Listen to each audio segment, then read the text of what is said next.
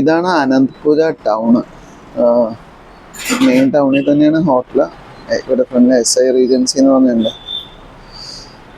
ഇത് റെയിൽവേ സ്റ്റേഷൻ്റെ അടുത്താണ്. റെയിൽവേ സ്റ്റേഷൻ്റെ ബാക്ക് സൈഡായിട്ട് വരും. അധികം ദൂരമില്ല. ഒരു 1/2 കിലോമീറ്ററിൻ്റെ റൂട്ടിൽ കൂടെ പോകണമെങ്കിൽ 1/2 കിലോമീറ്റർ റേഞ്ച് ചെയ്യുള്ളൂ. അപ്പം ഇനി മെല്ലെ പാക്കിങ് സ്റ്റാർട്ട് ചെയ്യാണ്. ഇപ്പോൾ ഓൾമോസ്റ്റ് 8 മണി 8:15. ഇനിയിപ്പോൾ മെല്ലെ ഇറങ്ങാൻ പോവാണ്. കുക്കൗട്ടെ ഡ്രസ്സ് ചേഞ്ച് ചെയ്തുകൊണ്ടിരിക്കുന്നു. ഒരു 10 മിനിറ്റിനുള്ളിൽ ഞാനും റെഡിയാവും, മെല്ലെ ഇറങ്ങും. അപ്പോൾ ഇന്ന് ഹൈദരാബാദ് കഴിഞ്ഞിട്ട് നാഗ്പൂരിൻ്റെ ഇടയിൽ എവിടെയെങ്കിലും സ്റ്റേ ആയിരിക്കും. അത് കഴിഞ്ഞ് ബാക്കിയുള്ള ഫോട്ടോസും വീഡിയോസും കാണാം. Good morning. ഇന്ന് ഇപ്പോൾ അനന്തപുരയിലുള്ളത്. ഇവിടുത്തെ ഒരു ഹോട്ടലിൽ റൂം എടുത്ത് നിന്ന് താമസിച്ചു. കമ്പാരിറ്റീവ്ലി കുറച്ച് എക്സ്പെൻസീവ് ആയിരുന്നു. 1000 രൂപയാണ് റേറ്റ്.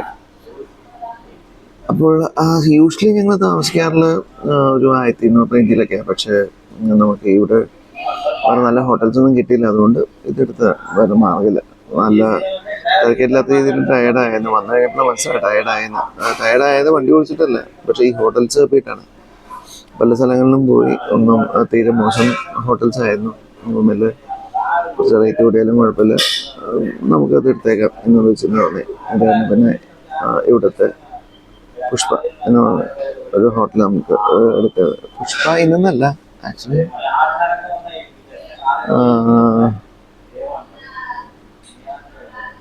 പുഷ്പല റീജൻസി, പുഷ്പല ഇന്ന്. ആസ് യൂഷ്വൽ ഈ റൈഡിന് വരുന്ന സമയത്ത് നമ്മളധികം ഡ്രസ്സുകൾ എടുക്കില്ലല്ലോ. ഒരു 2 തൊട്ട് 3 തൊട്ട് എടുക്കത്തുള്ളൂ. അപ്പം ഇന്നലെ വന്നുകൊണ്ട് പിന്നെ തുണികളൊക്കെ കഴുകി ഉണക്കാനിട്ടു. ഭക്ഷണം ഓർഡർ ചെയ്തു. ഒന്ന് പുറത്തുനിന്ന് പോയി. ഒരു 10-15 മിനിറ്റ് ചുമ്മാ ഒന്ന് പുറത്തുനിന്ന് പോയി. അത് കഴിഞ്ഞിട്ട് വന്നു. കുറച്ച് നേരം TV കണ്ടു. മറ്റേ ഡൽഹിയിൽ ബ്ലാസ്റ്റ് നടന്നതുമായി ബന്ധപ്പെട്ട് എന്തെങ്കിലും കാര്യങ്ങളുണ്ടോ, ഏതെങ്കിലും സ്ഥലങ്ങൾ അവോയ്ഡ് ചെയ്യേണ്ടതുണ്ടോ എന്നുള്ളതാണ് മെയിൻലി നമ്മളതുകൊണ്ട് ന്യൂസുകൾ കാണുന്നത്. ചില സമയത്ത് ചില സ്ഥലങ്ങൾ അവോയ്ഡ് ചെയ്യണം യാത്ര ചെയ്യുന്ന സമയത്ത്, പ്രത്യേകിച്ച് ബൈക്കിൽ.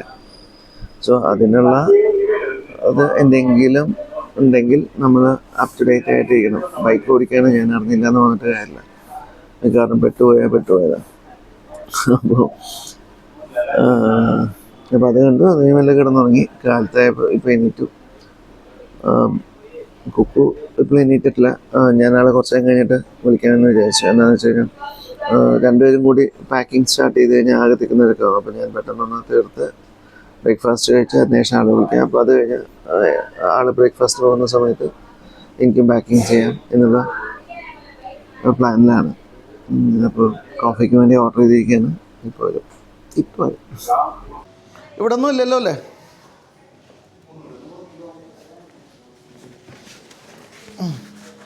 ചെറിയൊരു സാധനം ഉണ്ടായിരുന്നു. എൻ്റെ ബാഗ്,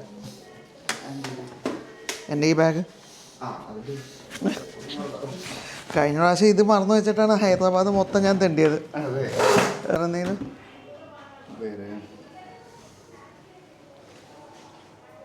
അനന്തപൂരിൽ നിന്ന് ഇറങ്ങുകയാണ്. ഇവിടെ കക്ഷി എൻ്റെ ബാഗ് കൊണ്ട് പോയിട്ടുണ്ട് താഴത്തെ ബേസ്മെൻറ്റിലേക്ക്. ബൈക്ക് കീ എൻ്റെ ചാവി എൻ്റെ പോക്കറ്റിലുണ്ട്. അപ്പോൾ ഞങ്ങൾ 3-ാമത്തെ ദിവസം ഇന്ന് ആരംഭിക്കുകയാണ്. ഇതേ കുക്കു സാധനങ്ങൾ പാക്ക് ചെയ്യുന്നു. അവൻ്റെ സീറ്റ് പിടിപ്പിക്കുന്നതിന് വേണ്ടിയിട്ട് പോവും. ഹൈദരാബാദ് ഇവിടുന്ന് 350 കിലോമീറ്റർ ഉണ്ട്. സോ വൺസ് അതൊന്ന് പോയി കഴിഞ്ഞിട്ട് നമ്മൾ എത്രമാത്രം ദൂരം പോകാൻ പറ്റുന്നു ആ ദൂരം ഒരു വൈകിട്ട് 6-7 മിനിറ്റുള്ളിൽ പറ്റാവുന്ന രീതിയിലുള്ള ദൂരം നമ്മളിന്ന് പോകും. ഇപ്പം ഞങ്ങൾ 3rd ഡേ ആരംഭിക്കുകയാണല്ലേ. എവിടെ ഇന്നെവിടെ ആയിരിക്കും? മനസ്സിൽ ഇരുന്നോട്ടെ. 800 കിലോമീറ്റർ ഉണ്ട് ആണോ? നിസാം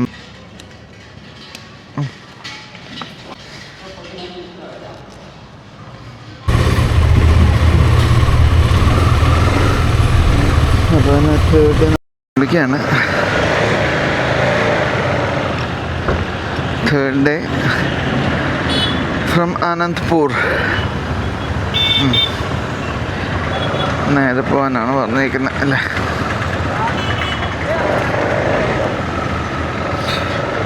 ശരി, അനന്തപൂർ സിറ്റി കഴിയട്ടെ. അത് കഴിഞ്ഞിട്ട് വീണ്ടും ഓണാക്കാം.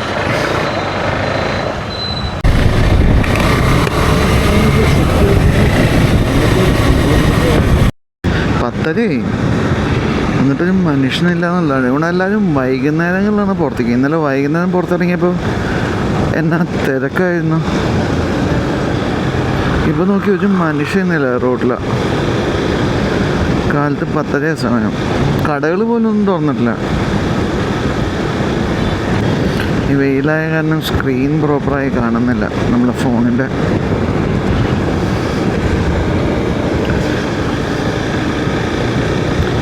ഇടയ്ക്കിടയ്ക്ക് കൈവച്ച് മറച്ച് നോക്കേണ്ടുന്ന അവസ്ഥ.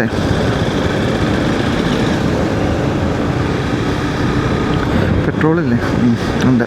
ഇന്നലെ വൈകിട്ട് അടിച്ചിട്ടുണ്ടായിരുന്നു. ഒരു 500 രൂപയ്ക്ക് അടച്ചിട്ടുണ്ടായിരുന്നു.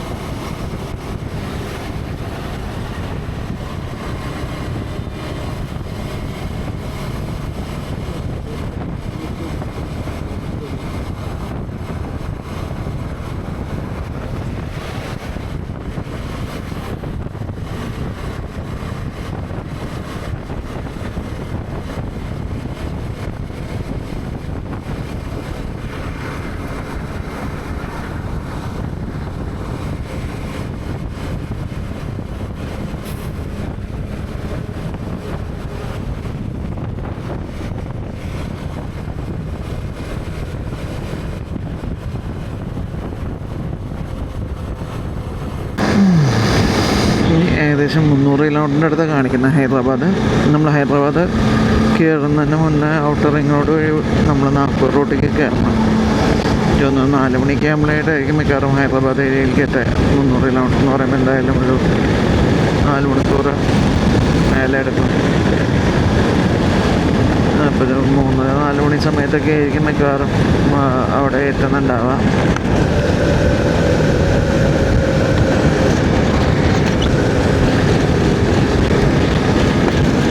അപ്പോൾ ഇനി അവിടെ നിന്ന് അങ്ങോട്ട്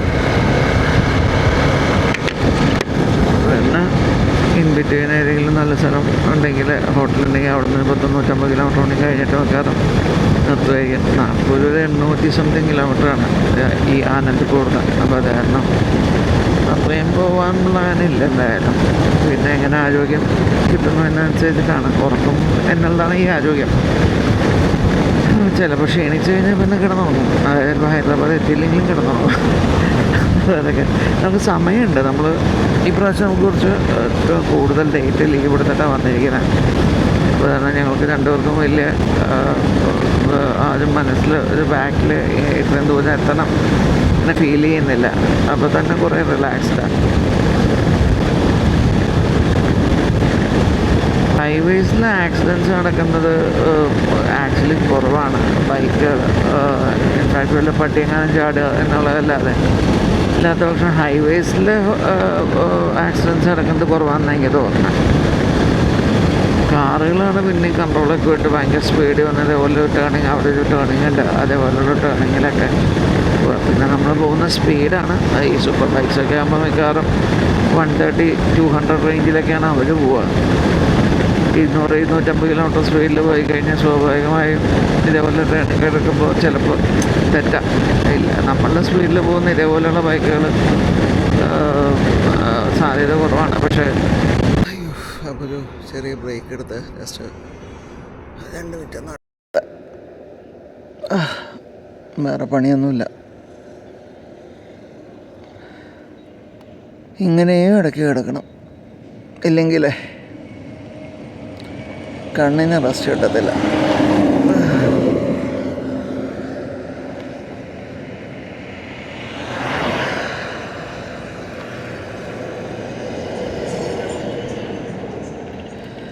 അപ്പോൾ ഒന്ന് കോളുകളൊക്കെ ഒന്ന് തിരിച്ച് വിളിക്കണം, അത് വേറെ കാര്യം.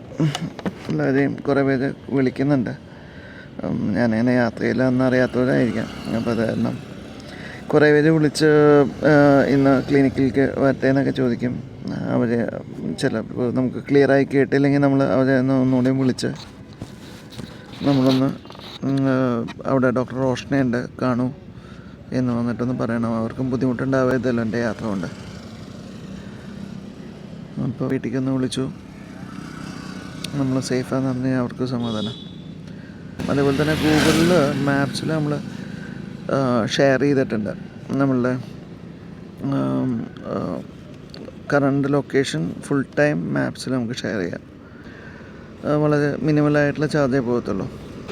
പറഞ്ഞ പോലെ ഓറഞ്ച് ഉണ്ടല്ലോ, ദൈവം മാറ്റിൻ്റെ മക്കൾ വന്ന് അത് കഴിക്കണം. അലൻ, ഓറഞ്ച് എടുത്തു.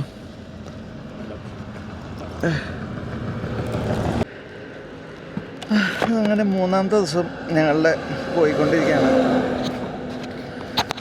അത്യാവശ്യം റീസണബിളായിട്ടുള്ള സ്പീഡിലാണ് പോകുന്നത്. 90, 80 എന്ന് പറയുന്ന സ്പീഡിലാണ് പോയിക്കൊണ്ടിരിക്കുന്നത്.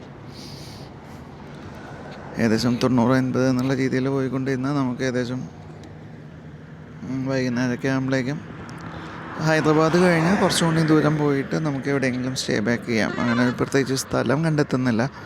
സ്ഥലം കണ്ടെത്തി കഴിഞ്ഞാൽ പിന്നെ അത് ലോക്കായി കഴിഞ്ഞാൽ പിന്നെ അതിനു വേണ്ടി ചിലപ്പോൾ സ്പീഡിൽ പോകാനാവും, പിന്നെ ലേറ്റായാലും ഓടിക്കലാവും. അപ്പോൾ അതിനോട് താല്പര്യമില്ല. അത് കുറേ പ്രാവശ്യം അങ്ങനെ ഉണ്ടായിട്ടുണ്ട്. അപ്പോൾ അതൊന്നും ഒഴിവാക്കാൻ വേണ്ടിയിട്ട് നമ്മൾ ഡെസ്റ്റിനേഷൻ ഫിക്സ് ചെയ്യുന്നില്ല. എത്തുന്ന സ്ഥലത്ത് അടുത്തുള്ള നല്ല ഹോട്ടലുണ്ടെങ്കിൽ അവിടെ പോയി താമസിക്കാം. ടൗണുകളിൽ ഏതെങ്കിലും ഉണ്ടോ എന്ന് ചെക്ക് ചെയ്തുകൊണ്ടിരിക്കും ഇടയ്ക്ക് ഫോണിൽ. നമ്മളെത്തുന്നതിനനുസരിച്ച്, ടൈമിനനുസരിച്ച്. അപ്പോൾ അതാണ് ഇന്നത്തെ കാര്യം. ഇപ്പോൾ എല്ലാവരെയും വിളിച്ചു. ഇനി വീണ്ടും യാത്ര തുടരുകയായി. ഞങ്ങൾക്ക് ഇപ്രാവശ്യം കുക്ക് വരുന്ന സമയത്ത് ഒരു കസാര കൊണ്ടുവന്നിട്ടുണ്ട്, ഡെക്കാത്തിലുണ്ട്. ഞാൻ സാധാരണ യോഗ മാറ്റാണ് കൊണ്ടുവരാറ്. എവിടെയെങ്കിലും ഇത് ചെയ്യുന്നുണ്ടെങ്കിൽ എവിടെയെങ്കിലും നിർത്തുകയാണെങ്കിൽ അവിടെ നിലത്ത് വെച്ച് കിടന്ന് കുറച്ച് നേരം ഉറങ്ങും, പകലാണെങ്കിലും രാത്രിയാണെങ്കിലും. അപ്പോൾ ഇപ്രാവശ്യം കസാരയാണ്. ഞാനും നടന്നു കൊടുത്തെന്ന് തോന്നുകയാണെങ്കിൽ കസാര എടുത്ത് നമുക്ക് നോർത്താം. Thank you. അങ്ങനെ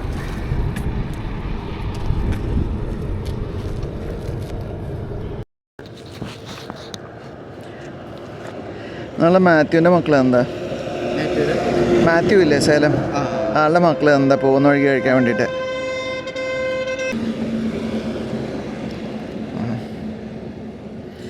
അടിപൊളി. അപ്പോൾ താങ്ക് യു ജോൻ. ചീറ്റി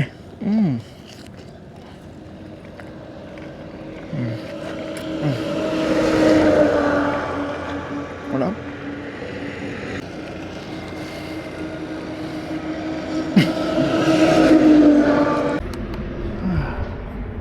അപ്പോൾ അങ്ങനെ നമ്മളുടെ ഇന്നലെ അലക്കിയ സാധനങ്ങളൊന്നും ഇല്ല. അപ്പോൾ വണ്ട മുകളിൽ കെട്ടിവെച്ച് കൊണ്ടുപോകല്ലാതെ വേറെ മാർഗ്ഗമില്ല. ഇത് ബാലാക്ലാവാണ്, അത് ബനിയനുകളാണ്. ബാക്കിയുള്ള സാധനങ്ങളൊക്കെ എൻ്റെ സൈഡിലൊക്കെ ആയിട്ട് കിടക്കുന്നുണ്ട്. അപ്പോൾ ഇങ്ങനെ വണ്ടി ഓടിച്ച് പോകല്ലാതെ വേറെ മാർഗ്ഗമില്ല. ഉണങ്ങാൻ വേണ്ടി കാത്തേക്കല്ല് പറ്റില്ല. എന്തായാലും നല്ല വെയിലുണ്ട്, പെട്ടെന്ന് ഉണങ്ങും. ഒരു 10-15 മിനിറ്റിൻ്റെ ഉള്ളിൽ ഉണങ്ങിയ സാധനം അകത്തേക്ക് കയറ്റിയിടുകയും വേണം.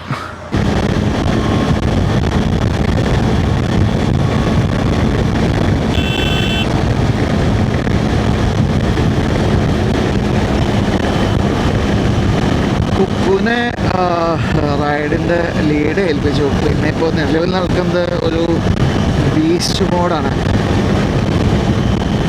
എനർജി വരുന്നുണ്ടാവും. ഇങ്ങനെ പോകാം, അതാണ് രീതി.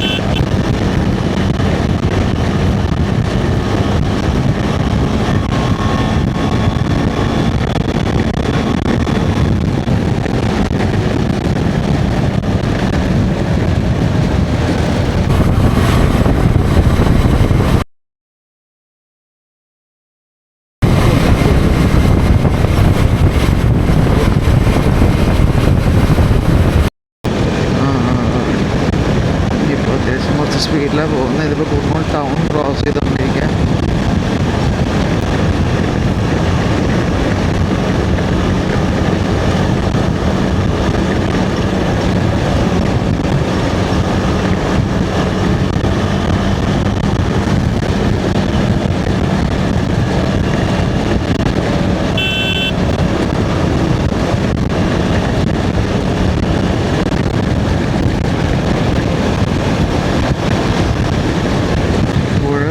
നശിച്ചിരിക്കുന്നു.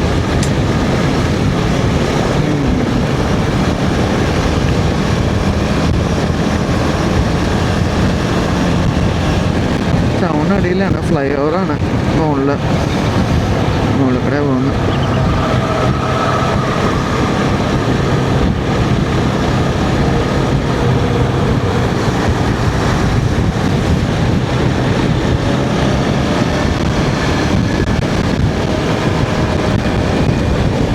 ശ്രീചക്ര ഹോസ്പിറ്റൽ.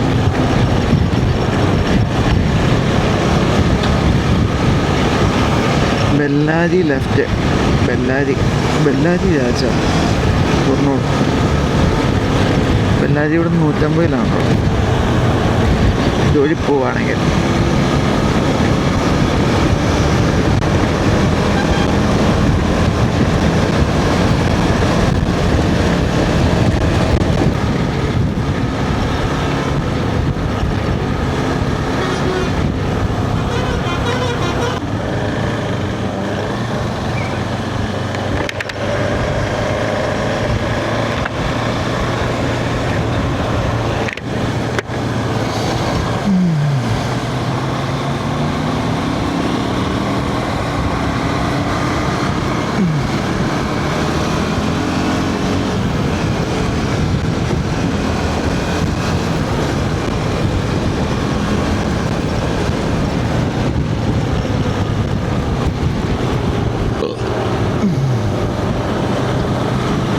കുർണൂൽ ഞങ്ങളെത്തി. കുർണൂൽ കഴിഞ്ഞുകൊണ്ട് ഞങ്ങൾ ചായ കുടിക്കാനായിട്ട് മെല്ലെ നിർത്തിയിരിക്കുകയാണ്.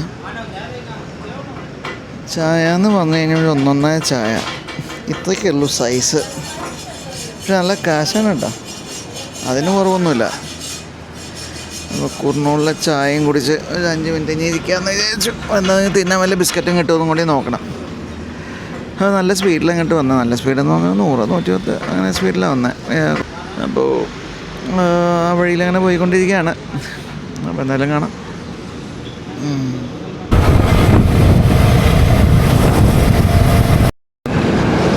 കൃഷ്ണ റിവർ.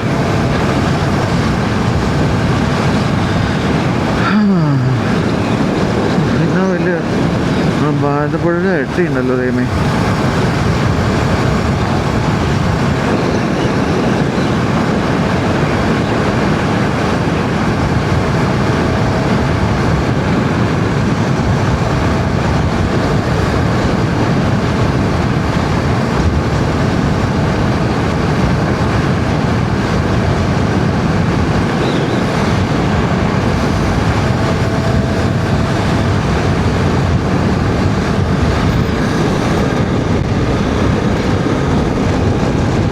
ജഡ്ചർല എന്ന് പറഞ്ഞ ടൗൺ ഈ കാണുന്ന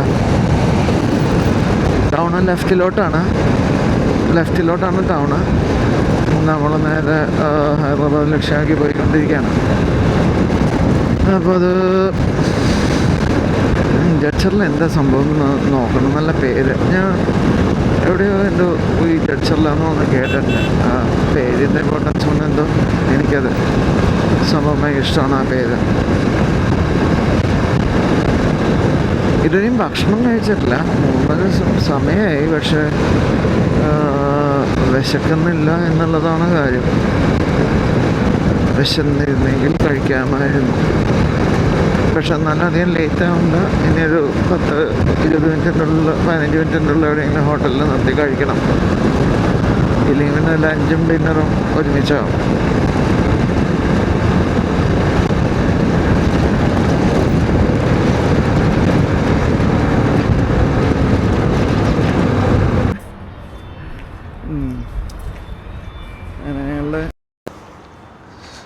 ഞങ്ങൾ ലഞ്ചിന് നിർത്തിയിരിക്കുകയാണ്. സമയം ഇപ്പോൾ 3:36. Blue fox fine dining restaurant. ആദ്യത്തെ ദിവസം ഭക്ഷണം പുറമെന്ന് അത്രയുടെ ക്ലീൻ അല്ലാത്ത സ്ഥലത്തുനിന്ന് കഴിച്ചതിൻ്റെ പണി കിട്ടിയതിൻ്റെ ക്ഷീണം ഇതുവരെ മാറിയിട്ടില്ല. അപ്പോൾ അത് കാരണം വളരെ കെയർഫുള്ളായിട്ട് ഇപ്പോൾ റെസ്റ്റോറൻറ്റ്സ് തിരഞ്ഞെടുക്കുന്നത്. അത് കഴിഞ്ഞിട്ടുള്ള താല്പര്യങ്ങൾ മതി എന്ന് തീരുമാനിച്ചു. അപ്പോൾ ഇനി ഫുഡ് കഴിച്ചിട്ട് ഒരു 10 മണിക്കൂറൊന്നും വെയിറ്റ് ചെയ്ത് അതിന് ശേഷം മാത്രമേ ഇനി പോകുന്നുള്ളൂ. മെയിൻലി നമ്മൾക്ക് കാര്യങ്ങൾ എവിടെ ഹോട്ടൽ ബുക്ക് ചെയ്യണം എന്നുള്ളതൊക്കെ ഒന്ന് തീരുമാനമാക്കണമെങ്കിൽ അടുത്ത 3 മണിക്കൂറിൽ എവിടെ എത്തും, 4 മണിക്കൂറിൽ എവിടെ എത്തും നോക്കിയിട്ട് അവിടുത്തെ ഹോട്ടൽസ് ഇപ്പോൾ തന്നെ ബുക്ക് ചെയ്യണം. അത് കഴിഞ്ഞിട്ട് ഒന്ന് വിളിച്ച് കൺഫേം ചെയ്യണം. അത് കഴിഞ്ഞിട്ട് ഇവിടെ നിന്ന് ഇറങ്ങത്തുള്ളൂ. ഓക്കെ, അപ്പോൾ ശരി. Lunch time. ഹൈദരാബാദ് കഴിക്കാൻ ബിരിയാണിയാണ് അല്ലല്ലോ, അങ്ങനെ എന്തോ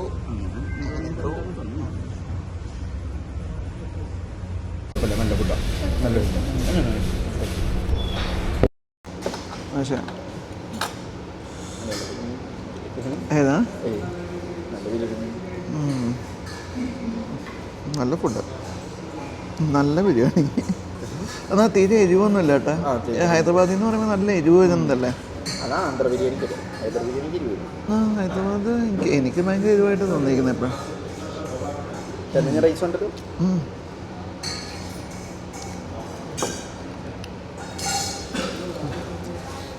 കൂടെ 2 രീതിയിലുള്ള മോര് കറി. എനിക്ക് ഇഷ്ടപ്പെട്ട ഒരു വെള്ളമോര്, ഒരു മോര് കറി. പക്ഷെ എന്തായാലും ടേസ്റ്റ് ഉണ്ട് എൻ്റെ കൂടെ കഴിക്കാൻ.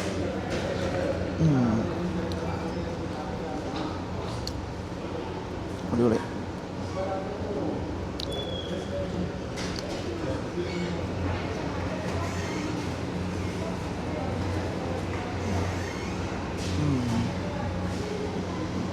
Phone charge ആയിട്ടുണ്ടാകുന്നില്ല.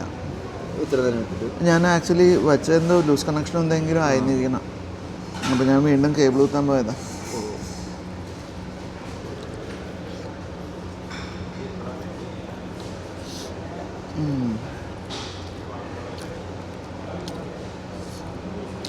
പക്ഷേ ഇത് ഹൈദരാബാദിൽ പോലെ ഇരിക്കുന്ന വാങ്ങാൻ, ഹൈദരാബാദിൽ നല്ല വാങ്ങാൻ.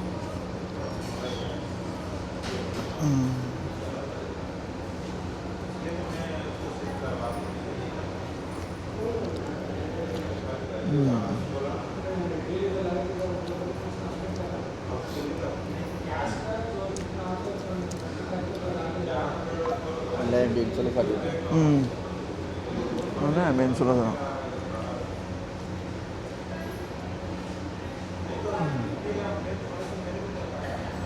നമ്മളെ ബൈക്ക് ഇരിപ്പുണ്ട് അവിടെ അല്ലേ.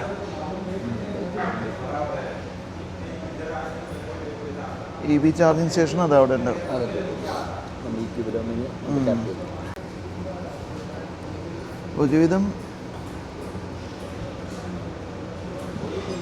ഒരുവിധം എല്ലാ സ്ഥലങ്ങളിലും എല്ലാ പമ്പുകളിലും കണ്ടിടത്തോളം ഇവിടെ EV ചാർജിങ് സ്റ്റേഷൻ വന്നു. അതിനുള്ള ആളുകളും ഒരു വാച്ച്മാൻ പോലെ നിൽക്കുന്നുമുണ്ട്. പല സ്ഥലങ്ങളിലും EV ചാർജ് ചെയ്യുന്നത് കാണുന്നുണ്ട്. സോ എനിക്ക് തോന്നുന്നു ഇപ്പോൾ ഈ ഭാഗങ്ങളിലേക്ക് EVയും കൊണ്ട് വരുന്നതിൽ പ്രശ്നമില്ല എന്ന് തോന്നുന്നു. പല പ്രൈവറ്റ് പാർട്ടി എന്നുള്ളതല്ലാതെ പമ്പുകളിൽ തന്നെ സ്റ്റാർട്ട് ചെയ്തിട്ടുണ്ട് ഇത് ഹൈവേയിലൊക്കെ. എൻ്റെ വീട്ടിൽ 2 EV ആയതുകൊണ്ട് ഞാനിത് നോക്കണേ, എന്നാലേ ധൈര്യമായിട്ട് പുറത്തേക്ക് ഇറങ്ങാൻ പറ്റും. ഓക്കെ, എന്നാൽ പിന്നെ ഒരു കാപ്പിയും കൂടി കുടിച്ചിട്ടാണ് ഈ യാത്ര എന്ന് വിചാരിച്ചു. ഭക്ഷണം കഴിച്ചതിൻ്റെ കൂടെ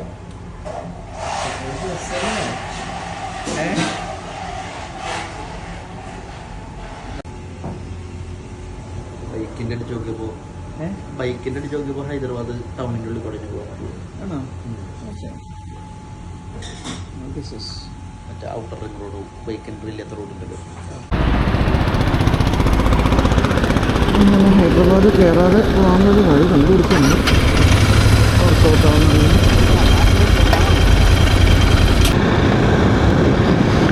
പിന്നെ നാഗ്പൂർ ടച്ച് ചെയ്യാൻ, ഹൈദരാബാദ് ടച്ച് ചെയ്യാതെ പോകാനുള്ളൊരു വഴി,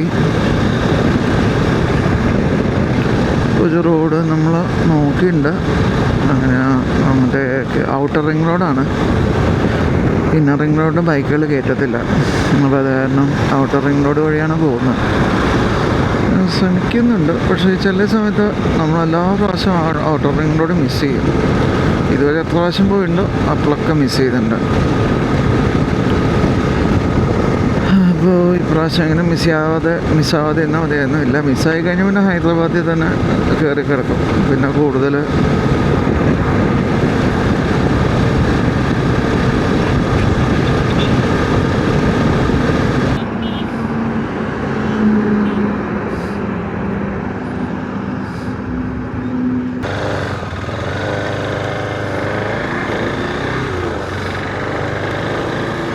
ഒന്നുകൂടിയും കൺഫേം ചെയ്ത ഒരു സംശയം ഈ വഴി നല്ലതാണ്. മാപ്പ് അനുസരിച്ച് പോവുകയാണെങ്കിൽ വലിയ കുഴപ്പമില്ലാതെ എത്തും.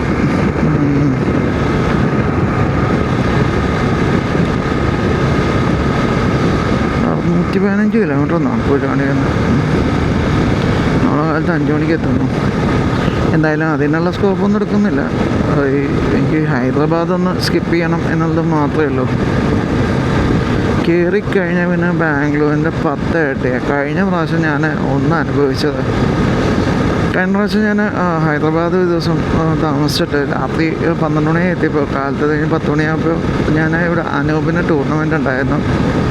ഡോക്ടർ അനൂപ് ഇവിടെ കളിക്കാനായിട്ട് വന്നിട്ടുണ്ടായിരുന്നു ക്രിക്കറ്റ്. അപ്പോൾ ആളെ കാണാനായിട്ടൊന്ന് ചെന്നു. പിന്നെ അവിടെ നിന്ന് ഇറങ്ങിയപ്പോൾ 11:30 സംതിങ് ആയി. ഞാൻ എന്നിട്ട് എൻ്റെ ബാഗ് ഞാനിവിടെ എടുക്കാൻ വിട്ടുപോയി. ഒരു ടാങ്ക് ബാഗ് ഉണ്ടാകുന്നത്, അത് പിന്നീട് ഞാൻ തിരിച്ചു വന്ന് എടുക്കേണ്ടി വന്നു. ഏകദേശം 20 കിലോമീറ്റർ ഫുൾ ട്രാഫിക്കിൻ്റെ അകത്ത് അത് ഞാൻ ബാഗ് എടുത്ത് തിരിച്ച് ഔട്ട് ഓഫ് ദ ടൗൺ ഞാൻ എത്തിയപ്പോൾ, outer ring road outer town എത്തിയപ്പോൾ ഏകദേശം 5:30 ഈ സമയമാണ്. അങ്ങോട്ട് ഓവർ നൈറ്റ് ഡ്രൈവ് ചെയ്ത് കാലത്ത് 5:30 ആയപ്പോൾ ഞാനും റോഷനുമായിരുന്നു അന്ന് പോയിരുന്നത്. ഞങ്ങൾ രണ്ടുപേരും കൂടിയിട്ട് നാഗ്പൂരെത്തി. എൻ്റെ എനിക്കത് ഒരിക്കലും മറക്കാൻ പറ്റാത്തൊരു ഇതായിരുന്നു. അത്രയും ടയറിങ് ആയിരുന്നു. ഞാൻ എൻ്റെ ജീവിതത്തിൽ ഇത്രയും സ്ട്രെസ്ഫുള്ളായിട്ട് വണ്ടി ഓടിച്ചിട്ടില്ല. എന്തായാലും അപകടങ്ങളൊന്നും അന്ന് സംഭവിച്ചില്ല. അപ്പോൾ അത് കാരണം ഞാനെപ്പോഴും ഹൈദരാബാദ് സ്കിപ്പ് ചെയ്യാൻ പറ്റുമെങ്കിൽ ഞാനൊന്ന് ശ്രമിക്കും. ഓക്കെ, എന്തായാലും പോകുന്നു. നല്ല ഈവനിങ്, നല്ല തണുപ്പും, നല്ല തണുപ്പായി തുടങ്ങി. രാത്രിയാകുമ്പോൾ ഓവർ തണുപ്പാകുമെന്ന് മാത്രമേ എനിക്ക് പേടിയുള്ളൂ. അപ്പം അങ്ങനെയുണ്ടെങ്കിൽ ജാക്കറ്റൊക്കെ മാറണം, കോൾഡ് ജാക്കറ്റുകളൊക്കെ ഇടണം. ഓക്കെ, ശരി.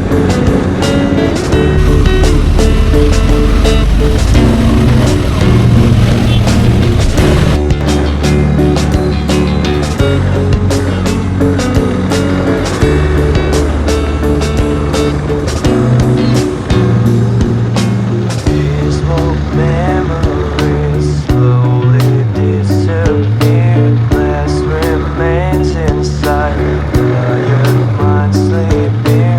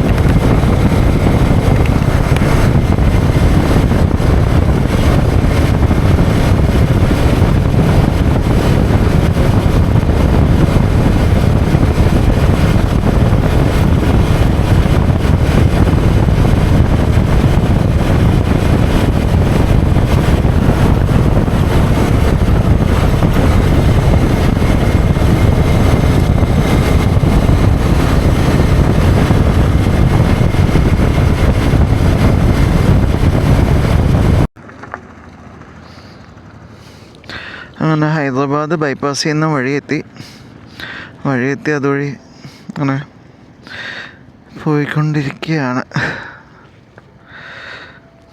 അത്യാവശ്യം ദൂരമായി. ഹൈദരാബാദ് ബൈപ്പാസ് വഴി വന്നുകൊണ്ടിരിക്കുന്ന സമയത്തൊന്ന് ബ്രേക്ക് ചെയ്ത ഒരു 10-25-30 കിലോമീറ്ററായി ബൈപ്പാസ് ഔട്ടർ റിംഗ് റോഡ്. എപ്പോഴും ഞങ്ങൾ ചിന്തിക്കാറുണ്ട് ഇത്രയും മറ്റേ ബൈപ്പാസ് എന്തെങ്കിലും ഉണ്ടാവുന്നുണ്ടോ ഹൈദരാബാദിന് എന്നുള്ളത്. ആദ്യമായിട്ടാണ് ശരിക്കും പറഞ്ഞാൽ കിട്ടുന്നത്. ഇല്ലെങ്കിൽ എല്ലാ പ്രാവശ്യവും ഞങ്ങൾ ടൗണിൻ്റെ ഉള്ളിൽ കൂടെ തന്നെ പോകാറാണ് പതിവ്. അപ്പോൾ ഈ പ്രാവശ്യം ദൈവമായതാൽ രക്ഷപ്പെട്ടു. ഇനി ടൗൺ മാറിയിട്ട് നമുക്ക് എന്ത് ചെയ്യും, ടൗൺ മാറിയിട്ട് അടുത്ത ഒരു റൈറ്റ് വരും. റൈറ്റ് ഒരു 25 കിലോമീറ്റർ കഴിയുമ്പോൾ അപ്പോൾ വീണ്ടും നോർമൽ നമ്മൾ പോകുന്ന നാഗ്പൂർ റൂട്ടിലേക്ക് തന്നെ കയറും. അപ്പോൾ അവിടെ ഏതെങ്കിലും ഹോട്ടൽ നോക്കാമെന്ന് വിചാരിച്ചിരിക്കുന്നത്. കുറച്ചുകൂടി ലേറ്റായിട്ട് തന്നെ എന്തായാലും ഹോട്ടൽ എടുക്കുന്നുള്ളൂ. പരമാവധി ദൂരം ഇന്ന് ഓടിക്കാം എന്ന് തന്നെയാണ് ചിന്തിക്കുന്നത്. ഇപ്പോൾ 2 ദിവസമായി ഇപ്പോൾ കംഫർട്ടബിളായി നമുക്ക് കാലത്ത് രാത്രി വണ്ടി ഓടിക്കാനും ആണെങ്കിലും. എന്നാലും സ്ലോയിലേ പോകുന്നുള്ളൂ. 50-60 കിലോമീറ്റർ സ്പീഡിലേ പോകുന്നുള്ളൂ. ഒരു ഹറിവറിയും ഇല്ല. കംഫർട്ടബിളായിട്ട് പോകാൻ പറ്റുകയാണെങ്കിൽ ആ ലെവലിൽ പോകുക എന്നുള്ളത് മാത്രമേ ഉള്ളൂ. ഓക്കെ, ശരി. കുക്കുവേ പോവാം. ഓക്കെ അല്ലേ? ഓക്കെ അല്ലേ? കുക്കുവേ, IIT കയറാനുള്ള അവസരം കിട്ടിയില്ല. കാണാനുള്ള അവസരം ഞങ്ങളിങ്ങ് നോക്കാം. IIT ഹൈദരാബാദ് പഠിക്കട്ടെ.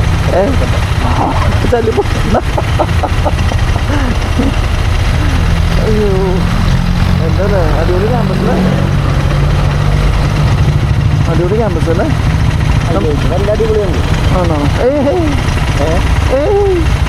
നല്ല അടിപൊളിയൊന്നുമല്ല. ചിലരൊന്നും അവിടെ പോയിട്ട് ജീവിക്കാൻ പറ്റാത്ത രീതിയിൽ വൃത്തിയിട്ട സ്ഥലമായിട്ട് തിരിച്ചു വരുന്നു. അതെ, ഇപ്പോൾ എൻ്റെ റീറൂട്ട് ചെയ്തു. നേരെ നീ കാണിച്ചു തന്ന റൂട്ടുണ്ടല്ലോ, തനി അതിലേക്ക് മാറി. ഓക്കെ, പോവാണേ.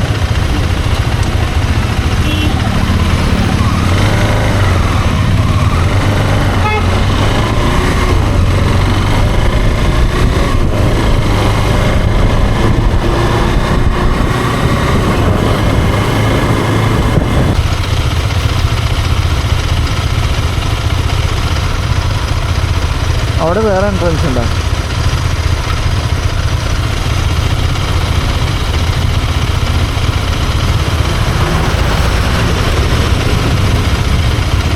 തെറ്റിയതായിരിക്കും. ഇതുവഴി പോയോക്കല്ലേ?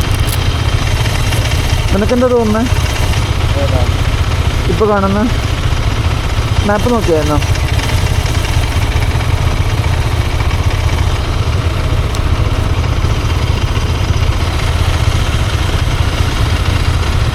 പോയി നോക്കാം.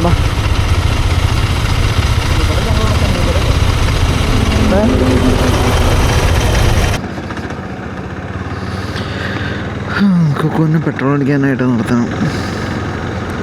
സുഖകാരണം നിർത്താം. അപ്പം ഞാനും അടിക്കാം. നമ്മളെന്താ അവിടുത്തെ കുറയ്ക്കുന്നു?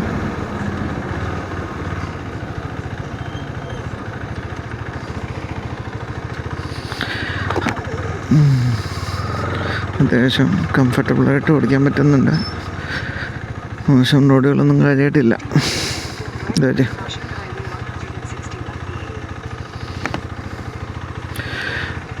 എവിടെ നിർത്തണമെന്ന് മാത്രമേ തീരുമാനമായിട്ടില്ല ഇതുവരെ. ഇനി ശരിക്കുള്ള ബൈപ്പാസ് ഇതിപ്പോൾ നമ്മൾ ഔട്ടർ റിംഗ് റോഡ് വഴി പോകുന്ന നാഗ്പൂർക്ക്. ഔട്ടർ റിംഗ് റോഡ് കഴിയുന്ന നോർമൽ നാഗ്പൂർ റൂട്ടിലേക്ക് കയറി കഴിയുന്ന സമയത്ത് അവിടെ വല്ല ഹോട്ടൽസ് ഉണ്ടോ എന്ന് നോക്കണം. സോ അത് കഴിഞ്ഞിട്ട് വേണം തീരുമാനിക്കാൻ.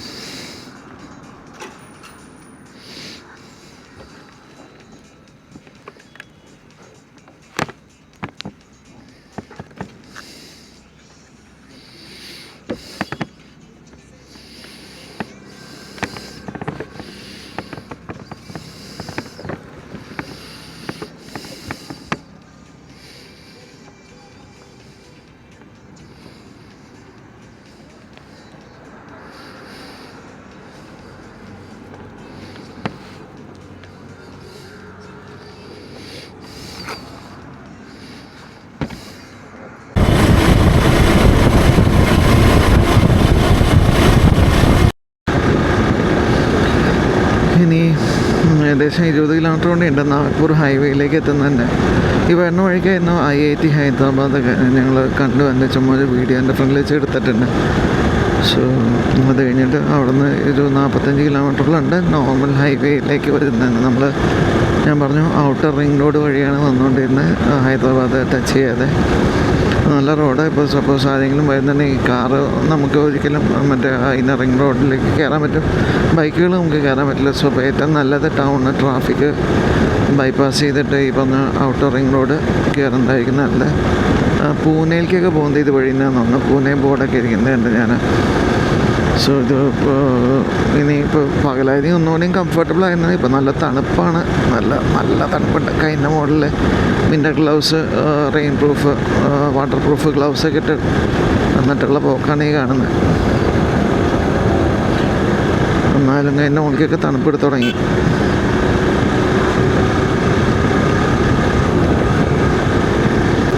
റോഡ് സിംഗിൾ ലൈനാണ്, കുറച്ച് പാച്ച് വർക്കുകളൊക്കെ ഉണ്ട്. പക്ഷെ എന്നാലും നമുക്ക് ഓടിക്കാനുള്ള കംഫർട്ടബിൾ ആയിട്ടുള്ള രീതിയിലാണ്. അപ്പോൾ അത് കാരണം കുഴപ്പമില്ല, വണ്ടി അങ്ങനെ പോവാം. അത്യാവശ്യം ട്രാഫിക്കുണ്ട്, അപ്പോൾ അങ്ങനെ പേടിക്കേണ്ടെന്ന് തീരെ അങ്ങോട്ട് ലോൺലി ആയിട്ടുള്ളൊരു സ്ഥലമല്ല, അങ്ങനെ ഡെസേർട്ടഡ് അല്ല ആ സംഭവം. ആളുകൾ ഇടയ്ക്ക് വണ്ടികൾ വരുന്നുണ്ട്, ലോറികൾ വരുന്നുണ്ട്. ആർക്കും വലിയ തിക്കുന്നവർക്കും നല്ല കംഫർട്ടബിളായി പോകുന്ന ആളുകളാണ്. കുക്ക് ബാക്കിലുണ്ട്, ഫോഗ് ലൈറ്റൊക്കെ ഇട്ടിട്ട് കാണാം. ഞാൻ മാപ്പ് നോക്കുന്നത്, അതുകൊണ്ടാണ് പിന്നെ ഞാൻ ഫ്രണ്ടിൽ തന്നെ പോകുന്നത്. അങ്ങനെ മാപ്പ് ഈ രാത്രി നോക്കി പ്രോപ്പറായി നോക്കി ഓടിച്ചില്ലെങ്കിൽ, മാപ്പ് നോക്കി ഓടിച്ചില്ലെങ്കിൽ എന്തെങ്കിലും പറ്റിക്കഴിഞ്ഞാൽ പിന്നെ തിരിച്ചു പോകുന്നത് അത്ര എളുപ്പമില്ല. അപ്പോൾ തന്നെ ഓരോ പോയിന്റിലും നിർത്തി ചെക്ക് ചെയ്ത് മാത്രമേ നമ്മൾ ഗൂഗിൾ മാപ്സ് നമുക്ക് രാത്രി പ്രത്യേകിച്ച് ഞാൻ ചെയ്യത്തുള്ളൂ. പകൽ പിന്നെ നമ്മൾ ബോർഡൊക്കെ നോക്കി വാങ്ങിക്കാം. നോക്കി ഏകദേശം ഇപ്പോൾ ഇനിയൊരു 20 കിലോമീറ്റർ കൊണ്ട് ഉണ്ടാവണം. നല്ല തണുപ്പ്. ഞാൻ ആ റെയിൻ കോട്ട് ഇട്ടാലോ എന്ന് വിചാരിക്കുക. എന്താണെന്ന് വെച്ച് കഴിഞ്ഞാൽ കാറ്റ് മേത്തടിച്ചിട്ട് ഇത്രയും തണുക്കുന്നത്. റെയിൻ കോട്ട് ഇട്ട് കഴിഞ്ഞാൽ അതൊന്ന് ശമനം ഉണ്ടാവും. 4 കിലോമീറ്റർ കൊണ്ടേ ഉള്ളൂ. എവിടെ നമ്മൾ നാഗ്പൂർ ഹൈവേക്ക് എത്താനായിട്ട് ഇടയ്ക്കൊരു റെയിൽവേ ക്രോസ് ഉണ്ട്.